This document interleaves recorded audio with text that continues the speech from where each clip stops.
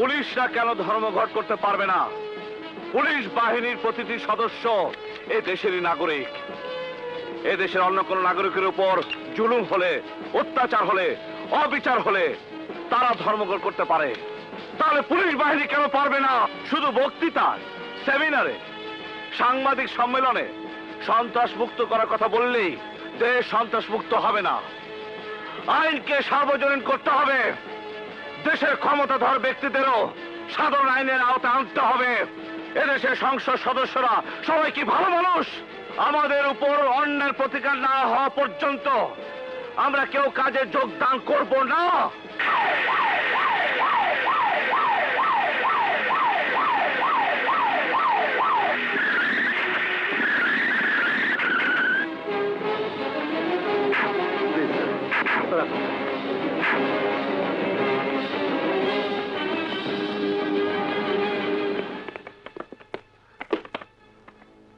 সাগর, তুমি বিসিএস পাশ করা police officer.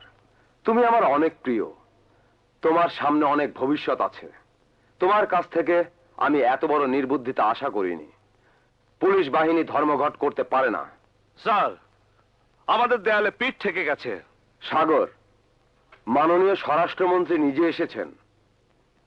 MP এবং তার ছেলের বিচার এখানেই করে যাবেন। সওদাগর স্যার, এক্ষুনি তোমার ছেলেকে পুলিশের হাতে দিয়ে দাও, তা না হলে আমি তোমাকে দল থেকে বহিষ্কার করার ব্যবস্থা করব।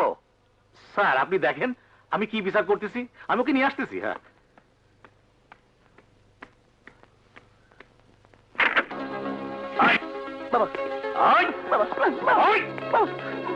দাদা তোর জন্য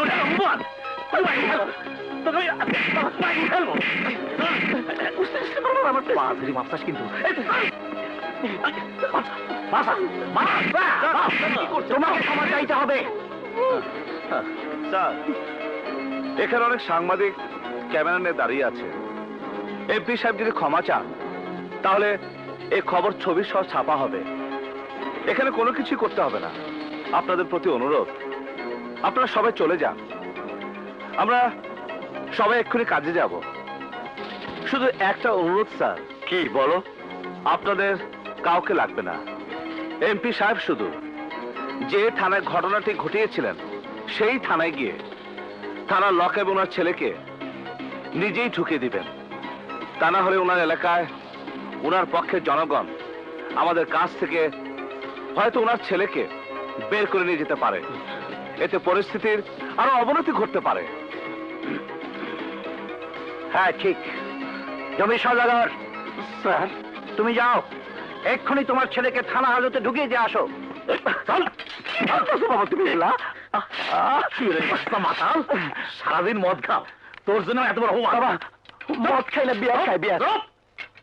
আমি তোর বাপ না। এসপি সাহেব, এত মানুষের মধ্যে আমাকে মাপ না চাই আমার ইজ্জত বাঁচাইছেন, এজন্য আপনাকে ধন্যবাদ। স্যার, স্যার আপনাকে সামান্য একটা কথা বলবো। একটা মিনিট, ওই চেয়ারে একটু বসুন স্যার, প্লিজ স্যার, প্লিজ আসুন, আসুন স্যার, আসুন স্যার, বসুন স্যার, বসুন। বলে ফেলেন। স্যার, এই চেয়ারে বসা ছিলেন এই ওসি। অফিসের মধ্যে ছিল একজন হাবিলদার। হাবিলদারের সামনে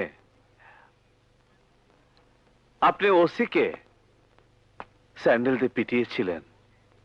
এই বয়সে এই ওসি যে লজ্জা পেয়েছেন, মনে যে কষ্ট পেয়েছেন, এতে ওনার আত্মহত্যা করার কথা ছিল। শুধু সংসার ছেলে মেয়ে আছে বলে উনি আত্মহত্যা করতে পারেননি স্যার। আসলে রাগ হলে আমার হিতহিত জ্ঞান থাকে না, পাগল হয়ে যায়। আপনার ছেলেকে লকআপ থেকে বের করে নিয়ে গিয়েছিলেন, আবার ঢুকেও দিয়েছেন। ওসি সাহেব একটা সান্ত্বনা পেয়েছেন। এখানে বসা থাকা অবস্থায় ওই হাবিলদারের সামনে ওনাকে স্যান্ডেল দিয়ে পিটিয়েছিলেন। সেই দুঃখের সান্ত্বনা তিনি কিন্তু পাননি। আমি দুঃখিত, সরি। ওসি সাহেব, দরজাটা আটকে দিন। স্যার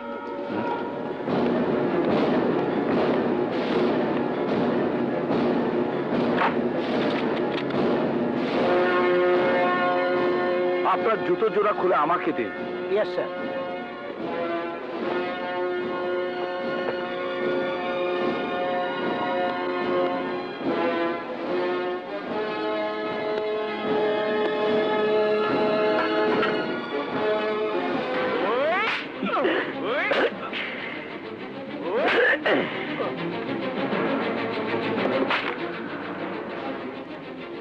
তোর ছেলের সামনে তোর যেমন লাগছে ওসি সাহেবের ঠিক তেমনই লেগেছিল।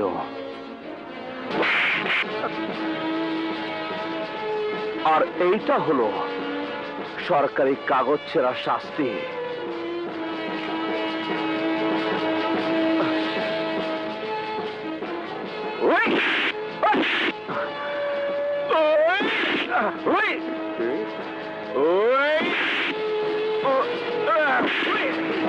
আর এইটা হলো হাবিলদারকে মারার পরে তার যেমন লেগেছিল সেইটা বোঝার জন্য।